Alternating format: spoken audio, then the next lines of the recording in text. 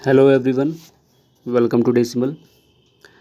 हम लोग एनसीईआरटी की 7th क्लास की ज्योग्राफी डिस्कस कर रहे हैं इस सीरीज़ में। उसी को हम लोग आज कंटिन्यू करेंगे। कल हम लोगों ने देखा था कि सेल तक देखा था हमने कि सेल क्या होती हैं, मतलब कि कितने प्रकार की सेल होती हैं, वहाँ तक देखा था। आज हम लोग डिस्कस करेंगे सेल के आगे कि सेल कितने प्रकार की होती हैं, सेल क्या क्या होता है सेल में, ठीक है ना। थोड़ा डिटेल में देखेंगे। तो जो हम लोगों ने 3 सेल देखी थी, पहली थी अग्नेय सेल, दूसरी थी अवसादी सेल, ठीक है, और तीसरी थी कायांतरित सेल। पहली थी अग्नेय सेल दूसरी थी अवसादी और तीसरी थी कायांतरित, ठीक है। अग्नेय देखो किससे बनी होती है। अग्नेय का नाम देख लो पहले। इसका नाम जो है वो इग्नियस से आया है। किससे आया है? इग्नियस। इग्नियस क्या है? ये लैटिन शब्द है। इग्नियस क्या है? लैटिन शब्द है, ठीक है। इसका अर्थ होता है अग्नि। इग्नियस एक लैटिन शब्द है जिसका अर्थ होता है अग्नि। और दूसरी जो है अवसादी। अवसादी जो है वो भी लैटिन शब्द है। अवसादी भी लैटिन शब्द है। इसका अर्थ होता है स्थिर, ठीक है। ये लैटिन शब्द सेडिमेंट से बना हुआ है, ठीक है। लैटिन शब्द सेडिमेंट से बना हुआ है। इसका अर्थ होता है स्थिर। इस जो अवसादी चट्टान होती है इसमें मिलते हैं जीवाश्म, ठीक है। जो अवसादी चट्टान है इसमें मिलते हैं जीवाश्म। ये चीज़ ध्यान रखना, ये एक फैक्ट है। और अगली है कायांतरित, ठीक है। कायांतरित जो है ये जो है ग्रीक वर्ड से बना हुआ है, ठीक है, ग्रीक शब्द से। ये किससे बना हुआ है? ग्रीक शब्द से बना हुआ है, ग्रीक से। मेटामॉर्फिक, ठीक है, मेटामॉर्फिक इसको बोलते हैं कायांतरित को। ये बना है किससे? मेटामॉर्फोस से। मेटामॉर्फोस से, जिसका अर्थ होता है रूप परिवर्तन। क्या होता है? रूप परिवर्तन, मतलब कि कायांतरित, जिसका रूप बदल जाए उसको बोलते हैं कायांतरित। अब देखो हम लोग जो सेल हैं तीनों, उनके बारे में थोड़ा डिटेल में देख लेते हैं कि अग्नेय सेल होती क्या है, अवसादी होती क्या है, कायांतरित क्या होती है। देखो पहली जो है अग्नेय सेल, द्रवित मैग्मा ठंडा होकर, ठीक है, द्रवित मैग्मा ठंडा होकर ठोस हो जाए। जब द्रवित मैग्मा ठंडा होकर ठोस हो जाता है, इस प्रकार बने सेल को अग्नेय सेल कहते हैं, ठीक है। तो जब द्रवित मैग्मा क्या होता है? जैसे ये ज्वालामुखी है, ठीक है ना। जैसे ये ज्वालामुखी है, समझने की कोशिश करना। ये ज्वालामुखी है, ठीक है, ये ज्वालामुखी है, ठीक है। अब इसे यहाँ से क्या होता है? ज्वालामुखी देखा होगा इस तरह बना होता है ना चित्र किताबों में, या फिर यहाँ से निकला करता है अगर ज्वालामुखी एक्टिव है तो यहाँ पे अग्नेय सेल क्या होती है? अग्नेय सेल जो लावा निकल करके बाहर ठंडा हो जाए, ठीक है। लावा यहाँ से निकला और यहाँ ठंडा हो गया, तो इससे जो चट्टान बनेगी वो होगी कौन? क्या? अग्नेय सेल, ठीक है। इससे जो चट्टान बनेगी वो अग्नेय सेल होगी। ये चीज़ ध्यान रखना। अग्नेय सेल क्या होती है? जो द्रवित मैग्मा निकल कर बाहर ठंडा हो जाए उससे जो चट्टान बनती है या सेल बनती है उसको अग्नेय सेल बोलते हैं, ठीक है। अब सेल जो अग्नेय सेल होती है वो भी 2 टाइप की होती है। पहली होती है अंतर्भेदी और दूसरी होती है बहिर्भेदी। पहली होती है अंतर्भेदी और दूसरी बहिर्भेदी। ये अंतर्भेदी और बहिर्भेदी क्या होता है? जो लावा अंदर ही ठंडा हो जाए, ठीक है, जो लावा अंदर ही ठंडा होकर ठोस हो जाए उसको बोलते हैं अंतर्भेदी। मतलब कि जैसे ज्वालामुखी है, ठीक है, ज्वालामुखी है और ये तो इसका माउथ है, ठीक है, ज्वालामुखी का ये मुंह है जहाँ से निकलता है। और ये मान लो यहाँ से लावा आता है और ये निकल करके जहाँ करके यहीं पे ठंडा हो जाता है, अंदर ही, ज्वालामुखी के बाहर नहीं आया, ठीक है, अंदर ही पृथ्वी के अंदर ठंडा हो जाए, यहीं पे ठंडा हो गया और चट्टान बन गया। तो इस तरह जो चट्टान बनती है अंदर, उसको बोलते हैं अंतर्भेदी, मतलब अंदर ही बन गया, ठीक है ना। लावा अंदर ही फंस गया, वो बाहर नहीं निकल पाया और वहीं ठंडा हो गया, उससे जो चट्टान बनी वो होती है अंतर्भेदी चट्टान या सेल। बहिर्भेदी क्या होती है? बहिर्भेदी वो होती है जो बाहर निकल आई हो, ठीक है। बहिर्भेदी वो होती है जो बाहर निकल आई हो, मतलब बाहर निकल आई और यहाँ पे ठंडी हो गई, उसको बोलते हैं बहिर्भेदी, ठीक है। तो अग्नेय सेल 2 तरह की होती हैं, एक अंतर्भेदी होती है, एक बहिर्भेदी। अंतर्भेदी का मतलब होता है कि वो अंदर ही ठंडी हो गई और बहिर्भेदी का मतलब होता है कि वो बाहर आके ठंडी हुई, क्या? लावा, ठीक है, लावा बाहर आके ठंडा हो गया, उससे जो होता बनती है चट्टान उसको बहिर्भेदी बोलते हैं। आगे देखते हैं। देखो यहाँ पे ये बहिर्वेदी अग्नेय शैल क्या होता है, जब मैग्मा, वही चीज़ जो बताया, जब मैग्मा पृथ्वी के आंतरिक भाग से बाहर निकलकर भूपर्पटी पर जम जाए तो वो होता है बहिर्वेदी। ठीक है। महीन दानों वाली होती है कौन, बहिर्वेदी। बहिर्वेदी जो होती है वो महीन दानों वाली होती है, इसके दाने महीन होते हैं, मतलब इससे जो मिट्टी बनती है ना वो ये एक तरह से इसी से बनती है। जैसे उदाहरण के तौर पे देखें तो ये जो बेसाल्ट होता है, ठीक है, या दक्कन का पठार। ठीक है, दक्कन का पठार पता है ना, जिसको नहीं पता बता दूं। जैसे अगर ये इंडिया का मैप बनाऊं, इंडिया का मैप बनाऊं, ठीक है, तो ये वाला जो एरिया है, ये वाला एरिया इंडिया के मैप में जो नीचे ट्रायंगल नुमा आकृति बनती है, त्रिभुजाकार आकृति बनती है, उसको बोलते हैं डेक्कन। डेक्कन मतलब दक्कन का पठार। ठीक है, तो ये जो एरिया जो होता है इसको बोलते हैं दक्कन का पठार। और यहीं पे काली मिट्टी मिलती है। कौन सी मिट्टी मिलती है, काली मिट्टी मिलती है। ठीक है, ध्यान रखना यहीं पे काली मिट्टी मिलती है। एक बार फिर देख लो, जिसको नहीं, जिसको पहली बार अगर सुन रहे हो दक्कन के पठार के बारे में। ये इंडिया का मैप है। ठीक है, ये इंडिया का मैप है और यहाँ पर ये जो एरिया है, ये त्रिभुजाकार आकृति जो बना रहा है, ये है दक्कन का पठार। ठीक है, दक्कन का पठार ये एरिया है। और यहाँ पे जो मिट्टी मिलती है उसको काली मृदा बोलते हैं। ठीक है, काली मिट्टी। काली मिट्टी में कपास उगती है, बहुत फेमस है, काली मिट्टी में कपास उगाई जाती है। ठीक है, तो ये किससे बनी होती है, ये बनी होती है अग्नेय चट्टानों से या लावा से। ये पूछा भी जाता है काली मिट्टी किससे बनी होती है, तो ये ध्यान रखना, काली मिट्टी जो होती है वो ज्वालामुखी उद्गार से, जो बहिर्वेदी चट्टानें हैं वो जब टूट के धूल कण में बदल जाती हैं तो उससे बनी हुई ये मिट्टी है। आगे देखते हैं अंतर्वेदी। अंतर्वेदी क्या होता है, अंतर्वेदी जब मैग्मा पृथ्वी के अंदर ही ठंडा हो जाता है, ठीक है, तो वो क्या बनती है, अंतर्वेदी अग्नेय शैल। ठीक है, अंतर्वेदी अग्नेय शैल। बहिर्वेदी अग्नेय शैल बाहर ठंडी हो जाएगी, अंतर्वेदी अग्नेय शैल अंदर ही ठंडी हो जाएगी। धीरे धीरे ठंडा होने के, जब जो लावा होता है धीरे धीरे ठंडा होने के कारण बड़े दानों के रूप ले लेता है। ठीक है ना, जो बहिर्वेदी होती है वो छोटे दाने बनते हैं और जो अंतर्वेदी होती है उसमें बड़े दाने होते हैं। जैसे एग्जाम्पल के तौर पे हम देखेंगे तो ग्रेनाइट। ठीक है, ग्रेनाइट इसका एक उदाहरण है, किसका, अंतर्वेदी का। अंतर्वेदी का उदाहरण है ग्रेनाइट। ठीक है, अंतर्वेदी अग्नेय शैल का उदाहरण है ग्रेनाइट। ये चीज़ ध्यान रखना, ये दोनों फैक्ट हैं, काफ़ी इंपॉर्टेंट हैं। अब नेक्स्ट देखते हैं आगे। देखो, शैल लुढ़क कर चटक कर, शैल लुढ़क कर चटक कर तथा एक दूसरे से टकराकर छोटे छोटे टुकड़ों में टूट जाती है। ठीक है ना, छोटे छोटे टुकड़ों में टूट जाती है। इन छोटे कणों को अवसाद बोलते हैं। ठीक है, अवसाद, ये अवसाद की परिभाषा है। अवसाद क्या होता है, जब शैल लुढ़क कर चटक कर एक दूसरे से टकराकर छोटे छोटे कणों में टूट जाए तो उसको अवसाद कहते हैं। ये अवसाद हवा, जल आदि के द्वारा एक स्थान से दूसरे स्थान पर पहुंच जाते हैं। ठीक है, हवा, ये अवसाद जो होते हैं हवा के माध्यम से, जल के माध्यम से और अन्य कारणों से एक स्थान से दूसरे स्थान पर पहुंचकर जमा कर दिए जाते हैं। ये आर्द्र अवसाद दब कर कठोर होकर सैल की परत बनते हैं। इस प्रकार की सैल को अवसादी सैल कहते हैं। समझ में आया, मतलब कि जो सैल है वो लुढ़क कर चटक कर एक दूसरे से टकरा कर जो टूटी तो अवसाद बना। अब अवसाद एक जगह से दूसरी जगह गया। अब वो अवसाद, मानो ये बहुत सारा अवसाद है जो इकट्ठा हो गया यहाँ पर, ये बहुत सारा अवसाद है जो इकट्ठा हो गया धीरे धीरे यहाँ पर, और ये क्या हुआ, टाइम के साथ जो है कठोर चट्टान के रूप में बदलता चला गया। ठीक है, एक कठोर चट्टान बन गई, मान लेते हैं 10 लाख साल बाद। ठीक है, ये लाखों सालों की प्रक्रिया होती है एक चट्टान बनने में, तो ये लाखों सालों बाद एकदम चट्टान बन गया कठोर। ये था पहले क्या था, पहले ये धूल कण था, ये एक स्थान से दूसरे स्थान था, अवसाद था। अब ये बन गया है चट्टान। तो इस तरह जो चट्टान बनेगी, ठीक है, उसको क्या बोलेंगे, अवसादी सैल। ठीक है, इसको बोलेंगे अवसादी सैल।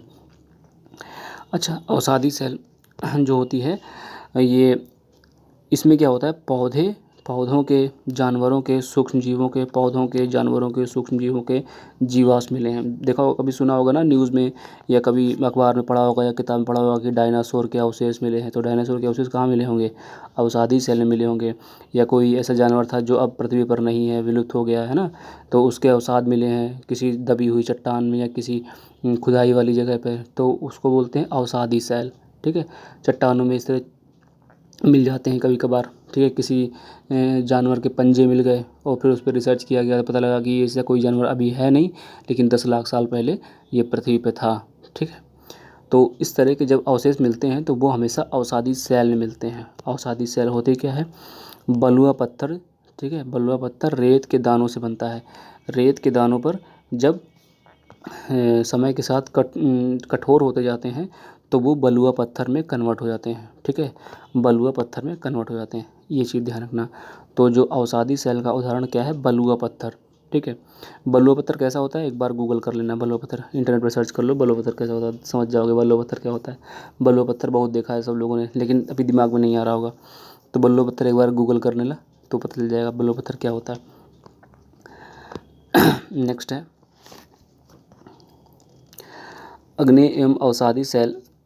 अगला पॉइंट है अग्नेय एवं अवसादी सेल उच्च ताप एवं दाब के कारण कायांतरित सेल में परिवर्तित हो जाते हैं। तो जो अग्नेय सेल है और अवसादी सेल है, अग्नेय सेल कैसे बनी? मैग्मा के ठंडे होने से। अवसादी सेल कैसे बनी? धूल कण जब कठोर हो गए समय के साथ तो अवसादी सेल बन गई। अब जब अग्नेय सेल और अवसादी सेल पे हाई टेम्परेचर और हाई प्रेशर लगाया जाए, ध्यान देना, अग्नेय और अवसादी सेल दोनों में से, दोनों पे या दोनों में से किसी एक पे, मान लो अग्नेय सेल है उस पर हाई टेम्परेचर और प्रेशर लगा दें तो वो क्या होगी? कायांतरित सेल में परिवर्तित हो जाएगी। ठीक है, कायांतरित सेल में परिवर्तित हो जाएगी। और अवसादी पर भी वही चीज़ करें, उस पर भी हाई टेम्परेचर हाई लगा दें और प्रेशर जो है वो भी हाई हो, तो क्या होगा? जो अवसादी सेल होगी वो कायांतरित सेल में परिवर्तित हो जाएगी। ठीक है, देखो नेक्स्ट पॉइंट है सेल चक्र। सेल चक्र क्या होता है? एक सेल का दूसरे सेल में परिवर्तन। ठीक है, एक सेल का दूसरे सेल में परिवर्तन। अच्छा, इसका उदाहरण नहीं बताया। ये देखो अग्नेय सेल अवसादी सेल जो होती है वो कायांतरित बदलती है, उसके उदाहरण कुछ दिए हुए हैं। चिकनी मिट्टी और मिट्टी का स्लेट में, चिकनी मिट्टी समझते हो, चिकनी मिट्टी जब स्लेट में बदल जाती है तो वो होती है कायांतरित। कायांतरित मतलब एक तरह से काया उसकी बदल गई। चिकनी मिट्टी से जैसे क्या होता है, ये जो कंस्ट्रक्शन वाली मोरंग होती है ना, कंस्ट्रक्शन वाली मोरंग, उसमें देखा होगा छोटे छोटे पत्थर मिलते हैं, बहुत चिकने होते हैं, देखने में बड़े अच्छे लगते हैं। ठीक है, बच्चे कभी कभार उसको खेलते भी हैं, कभी देखा होगा को। तो छोटे छोटे पत्थर होते हैं, वो एक तरह से कायांतरित पत्थर होते हैं, मतलब कायांतरित स्लेट होती है। ठीक है, चिकनी मिट्टी होती है वो टाइम के साथ साथ कठोर पत्थर बन जाती है। ठीक है, और दूसरा एग्जाम्पल है चूना पत्थर। चूना पत्थर जो होता है संगमरमर में बदल जाता है, मतलब चूना पत्थर जो है उस पर हाई टेम्परेचर और हाई प्रेशर लगाया जाए कई लाख सालों तक तो वो संगमरमर में बदल जाएगा। तो मतलब संगमरमर कभी क्या था? चूना पत्थर था, लेकिन उसने हाई टेम्परेचर और हाई प्रेशर गेन किया और वो बदल गया संगमरमर। ठीक है, ये फॉर्मूला ध्यान रखना। आगे देखते हैं सेल चक्र क्या होता है। एक सेल का दूसरे सेल में परिवर्तन, एक सेल का दूसरे सेल में परिवर्तन सेल चक्र कहलाता है। एक सेल का दूसरे सेल में परिवर्तन सेल चक्र कहलाता है। जैसे द्रवित मैग्मा है, द्रवित मैग्मा है, द्रवित मैग्मा बनेगा अग्नेय सेल, मतलब लावा निकला उससे ज्वालामुखी से और वो द्रवित मैग्मा ठंडा हो गया और बन गया अग्नेय सेल। ठीक है, अग्नेय सेल से टूट टूट कर अवसादी सेल बन जाएगा। अग्नेय सेल जो होता है वो टूटेगी, धूल कण बदलेगी, धूल कण फिर कहीं जाके इकट्ठा होंगे और फिर वो धूल कण धीरे धीरे धीरे धीरे अवसाद जो है कठोर रूप लेगा और वो बन जाएगा अवसादी सेल। ठीक है, तो इससे दो सेलों का निर्माण होता है। जब अग्नेय सेल, अब ध्यान देना, जो अग्नेय सेल है उस पर हाई टेम्परेचर और हाई प्रेशर लगाया जाए, हाई टेम्परेचर और हाई प्रेशर लगाया जाए तो वो कायांतरित सेल में परिवर्तित हो जाती है। लेकिन ये लाखों सालों की प्रक्रिया है, एक दिन में नहीं होता कि एक दिन में उठाया और उस पर हाई टेम्परेचर और हाई प्रेशर डाल दिया तो वो सूख जाएगी तो बन जाएगा कायांतित, ऐसा नहीं, वो लाखों सालों की प्रक्रिया है। यही चीज़ सेम चीज़ अवसादी में होता है। जब हाई टेम्परेचर और हाई प्रेशर किसी अवसादी चट्टान पे लगाया जाए प्रकृति द्वारा, ठीक है, हमारे तुम्हारे लगाने से नहीं होगा, ये प्रकृति द्वारा होता है।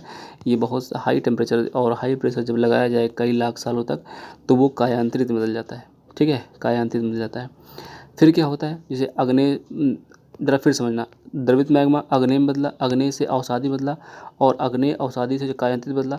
अब कायांतरित जो होता है वो फिर से लावा में परिवर्तित हो जाता है। ठीक है, कायांतरित फिर से लावा में परिवर्तित होता है और फिर वही प्रक्रिया जो होती है, लावा फिर जो है अग्नेय में बदलता है, फिर अवसादी में बदलता है, फिर अग्नेय और अवसादी पर हाई टेम्परेचर प्रेशर लगता है, फिर ये लावा में बदलता है, फिर लावा जो है घूम के फिर जो है फिर अग्नेय में बदल जाता है। यही प्रक्रिया चलती रहती है, इसको बोलते हैं सेल चक्र। ठीक है, शैल चक्र क्या होता है, द्रवित मैग्मा बदलेगा अग्नेय में, अग्नेय बदलेगा अवसादी में, फिर अग्नेय और अवसादी बदल जाएंगे कायांतरित में, कायांतरित बदलेगा फिर लावा में, लावा जाके फिर अग्नेय बदल जाएगा, इसी को बोलते हैं शैल चक्र। ठीक है, मुझे लगता है यहाँ तक समझ में आ गया होगा। बहुत सरल चीज़ है, सरल है और इम्पॉर्टेंट है। ठीक है, सरल तो है ही है, इम्पॉर्टेंट बहुत ज़्यादा है, क्योंकि अगर पूछ लें कायांतरित सेल कैसे बनती है तो शायद बहुत लोग को दिक्कत हो जाएगी, कन्फ्यूजन हो जाएगा कि क्या होती है। और ये एनसीईआरटी में साफ साफ लिखा हुआ है क्या होती है कायांतरित सेल। ठीक है, एनसीईआरटी समझ में आया इतनी आसानी से, ये भी नहीं है कि पहली बार पढ़ोगे तो एनसीईआरटी पल्ले ही नहीं पड़ेगी। ठीक है ना, एनसीईआरटी इतनी सरल भी नहीं है। आगे देखो, कुछ लोग को लगता है एनसीईआरटी में कहानी दी हुई है, पढ़ते हैं उनको कुछ मिलता ही नहीं, कि सब क्योंकि उसमें कहानी के फॉर्म में दिया होता है, ये फैक्ट उससे निकालने पड़ते हैं। अब देखो आगे जो है, सेल विभिन्न खनिजों से बनी होती है। ठीक है, सेल विभिन्न खनिजों से बनी होते हैं जिनका भौतिक गुणधर्म निश्चित एवं निश्चित रासायनिक मिश्रण होता है। मतलब भौतिक गुणधर्म निश्चित होता है और दूसरी चीज़ क्या निश्चित होती है, रासायनिक मिश्रण निश्चित होता है। ठीक है ना, और ये चीज़ अगर पूछी जाए कि सेल में भौतिक गुणधर्म और रासायनिक गुणधर्म कैसे होते हैं, तो ये हमेशा निश्चित मात्रा में होते हैं। निश्चित होते हैं, मात्रा नहीं मतलब निश्चित होते हैं। ठीक है ना, निश्चित होते हैं। ऐसे कभी कोई दे देते हैं ऑप्शन कैसे होते हैं, निश्चित होते हैं, अनिश्चित होते हैं। ठीक है ना, कुछ मतलब दो ऑप्शन कुछ और दे देंगे। तो ध्यान रखना, भौतिक गुणधर्म और रासायनिक मिश्रण जो होते हैं वो निश्चित होते हैं। भौतिक गुणधर्म और रासायनिक मिश्रण दोनों क्या होते हैं, निश्चित होते हैं। अब देखो खनिज क्या होता है, खनिज क्या होता है, जैसे कोयला के बारे में सुना होगा, प्राकृतिक गैस, नेचुरल गैस सुना होगा, पेट्रोलियम, लोहा, एल्यूमिनियम, सोना, यूरेनियम, ये सब क्या है, खनिज हैं। ठीक है, ये सब क्या है, खनिज हैं। लोहा, प्राकृतिक गैस, पेट्रोलियम, एल्यूमिनियम, सोना, यूरेनियम और भी बहुत सारे हैं। ठीक है, ये खनिज हैं। अब देखो यहाँ तक जो है दूसरा चैप्टर जो है यहाँ तक ख़त्म हो गया है। ठीक है, दूसरा चैप्टर एनसीईआरटी का 7th क्लास का यहाँ तक ख़त्म हो गया है। यहाँ तक ख़त्म हो गया है। अब ये जो शुरू हो रहा है ना, ये यहाँ से जो शुरू हो रहा है, यहाँ से इसके बाद से ये है 3rd चैप्टर। ठीक है, यहाँ से 3rd चैप्टर शुरू होगा यहाँ से।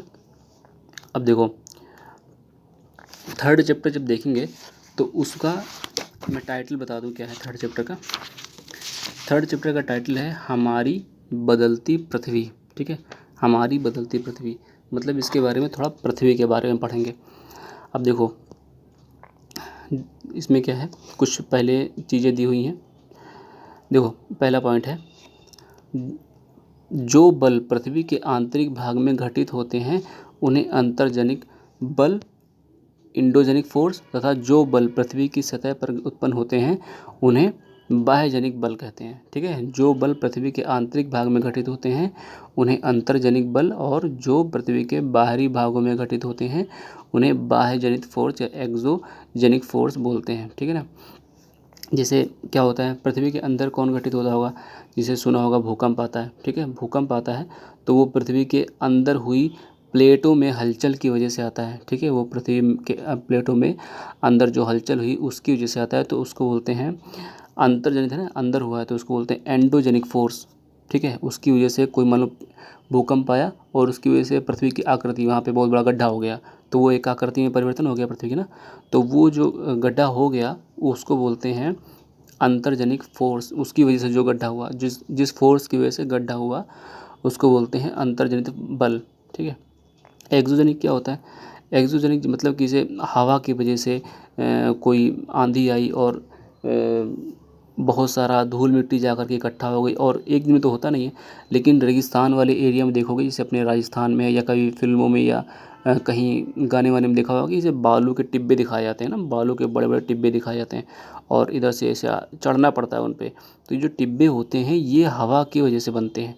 ठीक है ना, ये हवा की वजह से बनते हैं, हवा की वजह से ये धीमे धीमे दिन भर क्या करते हैं, ये सब लाते रहते हैं और एक आध महीने में बहुत बड़ा टिब्बा खड़ा कर देते हैं। यहाँ तो बहुत बड़ी मात्रा में दिखता है, लेकिन जो इधर उत्तर भारत है, उत्तर प्रदेश, बिहार, इन सब में एरिया में ये मैदान है, यहाँ पे भी ये चीज़ें होती है, हर जगह होती है, लेकिन यहाँ टाइम लगता है, धीरे धीरे होता है। ठीक है, जो रेगिस्तान वाली एरिया होता है वहाँ जल्दी बालू के टिब्बे बन जाते हैं। तो ये होता है बाह्यजनिक फोर्स। अब देखो, पृथ्वी के स्थल खंडों की गतियाँ, अब यहाँ पढ़ेंगे पृथ्वी के स्थल खंडों की गतियाँ। देखो, पृथ्वी के स्थल खंडों की गतियाँ जो होती है दो तरह की होती हैं, अंतर्जनित, ठीक है, और दूसरी बाह्यजनित बल। अंतर्जनित बल और दूसरा बाह्यजनित बल। अंतर्जनित बल को फिर दो भागों में बांटा गया है, आकस्मिक बल और दूसरा पटल विरूपक बल, ठीक है, आकस्मिक बल और पटल विरूपक बल, ठीक है। देख लो एक बार फिर से, पृथ्वी के स्थल खंडों की गतियाँ जो होती हैं अंतर्जनिक होती हैं, एक बाह्यजनिक होती हैं, ठीक है। अंतर्जनिक को दो भागों में, आकस्मिक बल और पटल विरूपक बल, दो पार्ट में तोड़ा गया है, ठीक है। और जो बहिर्जनिक होता है इसको अपर्दन और निक्षेपण, यहाँ और लिख लो बीच में, अपर्दन और निक्षेपण, ये पूरा एक साथ लिख लो, अपर्दन और निक्षेपण इसको लिख लो, ठीक है। देखो, जो पहले अंतर्जनित देखते हैं। अंतर्जनित क्या होता है? जो अंतर्जनित बल होता है वो दो तरह का होता है, आकस्मिक और पटल विरूपक। आकस्मिक क्या होता है? भूकंप हो गया, ज्वालामुखी हो गया, भूस्खलन हो गया, ये सारे आकस्मिक होते हैं। आकस्मिक मतलब एकदम अचानक से, अब ये कोई भूकंप बता के थोड़ी आएगा, ज्वालामुखी बता के थोड़ी आएगा, भूस्खलन जो होगा वो पता थोड़ी चलेगा तुम्हें। तो ये कैसे होते हैं? आकस्मिक। दूसरा है पटल विरूपक। पटल विरूपक पर्वत निर्माणकारी बल इसको बोलते हैं, पर्वत निर्माणकारी बल। पर्वत सुना होगा, बनते हैं, ठीक है ना। जैसे हिमालय पर्वत का अगर एग्जांपल लें, हिमालय का एग्जांपल लें, तो हिमालय पर्वत जो है अभी भी लगातार बढ़ रहा है, ठीक है। ऐसा बोला जाता है कि वो बढ़ रहा है, अब उसकी लंबाई ऊंचाई जो है वो बढ़ रही है रोज़, दिन प्रतिदिन। ऐसा होता क्यों है? ऐसा होता है पटल विरूपक बल के कारण, ठीक है, पटल विरूपक बल के कारण। पटल विरूपक बल मतलब क्या होता है? देखो, इसमें क्या होता है, अभी 9वीं क्लास के एनसीईआरटी में पढ़ोगे प्लेट टेक्टोनिक, तो उसमें क्या होती है, एक प्लेट जब दूसरी प्लेट से टकराती है, ठीक है, एक प्लेट पृथ्वी के जो है वो 7-8 प्लेटों में है, तो जब एक प्लेट दूसरी प्लेट से टकराती है तो उसकी वजह से जो आकृति बन जाए उसको वो आकृति जो होती है वो हिमालय या फिर कोई बड़ा गड्ढा बन जाएगा, या हिमालय जैसे कोई आकृति बन जाएगी, पर्वत, मतलब ये कहना चाह रहा हूँ पर्वत बन जाएगा। तो वो जो बल होता है उसको बोलते हैं पटल विरूपक बल। इसको हम लोग क्लास 9th की एनसीईआरटी में डिटेल में समझेंगे क्या होता है प्लेट टेक्टोनिक, ठीक है। अभी इतना ही समझते हैं। देखो, अगला है ये अपर्दन क्या होता है, ठीक है। अपर्दन, अपर्दन मतलब कि बाह्यजनित बल जो होते हैं, बाह्यजनित बल मतलब अपर्दन क्या होता है? बाह्यजनित बल। देखो, ऐसे कभी आ जाए अपर्दन क्या है? बाह्यजनित बल, अंतर्जनित बल, आकस्मिक बल, पटल विरूपक बल, तो ध्यान रखना अपर्दन क्या है? बाह्यजनित बल। और पटल विरूपक बल क्या है? ये अंतर्जनित बल है, ठीक है ना। ऐसे कभी क्वेश्चन आ जाए कि पटल विरूपक बल क्या है, क्या होता है, ठीक है। अंतर्जनित बल, बाह्यजनित बल, आकस्मिक बल, ठीक है, पर्वत निर्माणकारी बल, ठीक है ना। तो अंतर्जनित तो है, ठीक है ना। अगर पर्वत निर्माणकारी है तो पर्वत निर्माणकारी में लगा देना, ठीक है, नहीं तो अंतर्जनित तो होता ही है अगर ये ऑप्शन ना हो, ठीक है। अब देखते हैं अपर्दन क्या होता है। अपर्दन और निक्षेपण एक साथ लिखा हुआ है, अपर्दन और कर लेना यहाँ पे, अपर्दन और निक्षेपण। नदियाँ अपर्दन करती हैं, सुना होगा नदियों में क्या होता है, एक जगह से दूसरी जगह मिट्टी बह के जाती है, और वो मिट्टी धीरे धीरे जो होता है बालू होते हैं और सिल्क वे सब ले जा करके समुद्र के किनारे जब इकट्ठा कर देती है तो उसको निक्षेप बोलते हैं, ठीक है ना। मतलब नदियाँ ले गई और एक जगह ले जाकर गिरा दिया तो वहाँ निक्षेपण कर दिया, और उसकी वजह से डेल्टा का निर्माण होता है, ठीक है, डेल्टा बनता है। मतलब नदियाँ अपने साथ जो अवसाद लेकर के गई वो क्या करती हैं, समंदर के जैसे मुहाने, मतलब समंदर के पास पहुँचती हैं वहीं पे गिरा देती हैं, तो वो बन जाता है, वो होता है निक्षेपण। गिराना मतलब निक्षेपण, जितने भी धूल मिट्टी सब कुछ ले गई बहा करके साथ में, वो निक्षेपण हो गया। और निक्षेपण की वजह से डेल्टा बनता है, सुना होगा सुंदरवन का डेल्टा, ठीक है। तो सुंदरवन का डेल्टा किसकी वजह से बना है? गंगा और ब्रह्मपुत्रा दोनों ने मिलकर, दोनों नदियों ने एक साथ मिल करके वो उतना बड़ा डेल्टा बना दिया है, ठीक है। और डेल्टा हमेशा बढ़ते रहते हैं, क्यों? क्योंकि रोज़ तो मिट्टी और वहाँ से गाद लाई जा रही है बहा बहा के, तो वो क्या करता है, समंदर को धीरे धीरे धीरे धीरे जो होता है किनारे पे वो डेल्टा बढ़ता जाता है, क्योंकि वहाँ पे एक तरह से उसको बराबर करता जा रहा है ना रोज़ डाला के, तो वो लाखों सालों बाद एक तरह से काफ़ी बड़ा एरिया बन जाता है। ये चीज़ ध्यान रखना। तो ये होता है अपर्दन, ठीक है, नदियों द्वारा होता है। फिर दूसरा पवन द्वारा अपर्दन बताया था, रेगिस्तान में जैसे देखा होगा बालू के टिब्बे बने होते हैं, ठीक है, बालू के बड़े बड़े टिब्बे बने होते हैं, तो वो पवन के द्वारा होता है। समुद्री तरंगे जो होती हैं, समुद्री तरंगे, वो भी एक तरह से अपर्दन करती हैं। समुद्री तरंगे मतलब कि समुद्र की तरंगे आई और मान लो किनारा जैसे कि है कमज़ोर है तो वो टूट करके जो है और चौड़ा हो गया, फिर दोबारा लहर आई, फिर और चौड़ा हो गया, फिर ऐसे करते करते किनारा पूरा काट देती है। तो जो आकृति में परिवर्तन हुआ वो अपर्दन हो गया ना एक तरह से। तो ये मिट्टी बह जाएगी, लहरें आई, टकराई तट से और मिट्टी बहा कर ले गई, फिर टकराई, फिर मिट्टी बहा कर ले गई। तो इस तरह से जो आकृति बनती है वो भी अपर्दन होती है। हिमनद क्या होता है? हिमनद मतलब जो हिमालय वाली नदियां हैं अपने इधर, तो उसमें क्या होता है, सीधे सीधे जो होता है वो ग्लेशियर खिसकता है, मतलब कि नदियां ऐसे बहती हैं, मतलब बर्फ़ के फॉर्म में। ठीक है, हिमनद मतलब बर्फ़ बहती है एक तरह से। तो जब बर्फ़ बहती है एक जगह से दूसरी जगह, तो वो क्या करती है, अपने साथ मिट्टी, छोटे छोटे पत्थर, बड़े पत्थर भी, सब एक जगह से दूसरी जगह घसीट ले जाती है अपने साथ। ठीक है, तो वो जो घसीट के अवसाद ले गई है उसको बोलते हैं हिमनद। ठीक है, हिमनद मतलब उसके साथ जो अवसाद गया, अपर्दन, अपर्दन हो रहा है ना, वो भी एक तरह का, चाहे छोटा हो या बड़ा, ये अगर कोई कण एक जगह से दूसरी जगह जाके स्थानांतरित हो रहा है तो एक तरह से अपर्दन हो रहा है उसका। तो यहाँ पे छोटे छोटे कण हो या बड़े कण, हिमनद के द्वारा जो बर्फ़ है वो खिसक रही है तो अपने साथ लेकर के जा रही है, तो हिमनद भी क्या करते हैं, अपर्दन करते हैं। ठीक है, तो इतनी चीज़ें इसमें ध्यान रखना। बाकी ये अभी चैप्टर ख़त्म नहीं हुआ है, अभी थोड़ा बचा हुआ है। ठीक है ना, नेक्स्ट हम लोग ज्वालामुखी देखेंगे। और इस जो NCERT 7th क्लास की है इसको हम लोग पूरी करेंगे धीरे धीरे। फिर इसके बाद हम लोग 8th क्लास की इसी तरह हम लोग जो है पूरी NCERT ख़त्म कर लेंगे। और इसमें जो फैक्ट हैं वो डायरेक्ट पूछे जाते हैं यूपी टेट में। ठीक है, और जो फैक्ट हैं वो एकदम यूपी टेट में आ सकते हैं, उनमें कोई डाउट नहीं है। और जो स्टेटमेंट हैं वो सीटेट में आ सकती हैं। ठीक है, डायरेक्ट NCERT से क्वेश्चन आते हैं सीटेट में, और सुपर टेट में यहाँ से क्वेश्चन मिल जाएंगे। ठीक है ना, अगर 6 की तो अब नहीं देखी, 7 की देख रहे हैं, 7, 8, 9, 10 तक देख लिए NCERT इतनी डिटेल में, तो इतने में जो है सुपर टेट में जितने भी ज्योग्राफी क्वेश्चन आएंगे वो सारे कवर हो जाएंगे। ठीक है, यूपी टेट में भी जितने भी वो आते हैं पर्यावरण में क्वेश्चन, 1, 2, 3 क्वेश्चन होते हैं वो भी कवर हो जाएंगे। सी टेट में भी जो पर्यावरण में EVS वाले पोर्शन में सी टेट में, यूपी टेट में आते हैं वो कवर हो जाएंगे।